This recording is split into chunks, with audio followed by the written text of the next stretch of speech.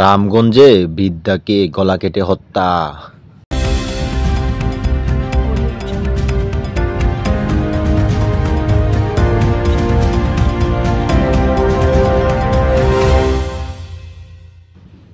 লক্ষ্মীপুরের রামগঞ্জে তাজিয়া বেগম নামে এক বৃদ্ধাকে রান্নাঘরে গলা কেটে হত্যা করেছে দুর্বৃত্তরা। ১৩ মে মঙ্গলবার রাত আনুমানিক ৮টার দিকে উপজেলার চণ্ডীপুর ইউনিয়নের কালুপুর গ্রামে কারি সাহেবের বাড়িতে এই ঘটনা ঘটে। পরে রাত ১১টার দিকে তার মরদেহ উদ্ধার করে পুলিশ। নিহত তাজিয়া বেগম কালুপুর গ্রামের কারি সাহেবের বাড়ির আব্দুল মান্নানের স্ত্রী। এমন মর্মান্তিক ঘটনায় এলাকায় ব্যাপক চাঞ্চল্যের সৃষ্টি হয়েছে। স্থানীয়রা জানান, মঙ্গলবার রাত আনুমানিক ৮টার দিকে কালুপুর পোলের গোড়া সংলগ্ন এলাকায় দুর্বৃত্তরা প্রথমে বাড়িতে ঢুকে লুটপাট চালায়।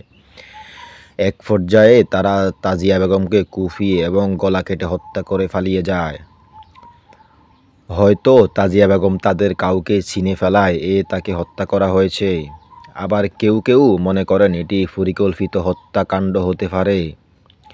পারিবারিক সূত্রে জানা যায়, নিহতের স্বামী মান্নান ঘটনার সময় মসজিদে এশার নামাজ পড়তে যান। সেখান থেকে তিনি এসে দেখেন রান্নাঘরে তার স্ত্রী তাজিয়া রক্তাক্ত অবস্থায় পড়ে আছেন। মান্নানের চিৎকারে আশেপাশের লোকজন জড়ো হয়। খবর পেয়ে সেনাবাহিনী ও পুলিশ ঘটনাস্থল পরিদর্শন করে। তারা নিহতের স্বজনসহ স্থানীয়দের সঙ্গে কথা বলেন। পরে ময়নাতদন্তের জন্য পুলিশ মরদেহ উদ্ধার করে নিয়ে যায়। রামগঞ্জ থানার ওসি মোহাম্মদ আবুল বাশার বলেন, নিহতের মরদেহ উদ্ধার করা হয়েছে। ময়না তদন্তের জন্য মরদেহ সদর হাসপাতালের মর্গে পাঠানো হয়েছে। কেবা কারা কী কারণে ঘটনা ঘটিয়েছে তা জানা যায়নি। তবে প্রাথমিকভাবে ধারণা করা হচ্ছে এটি একটি পরিকল্পিত হত্যাকাণ্ড।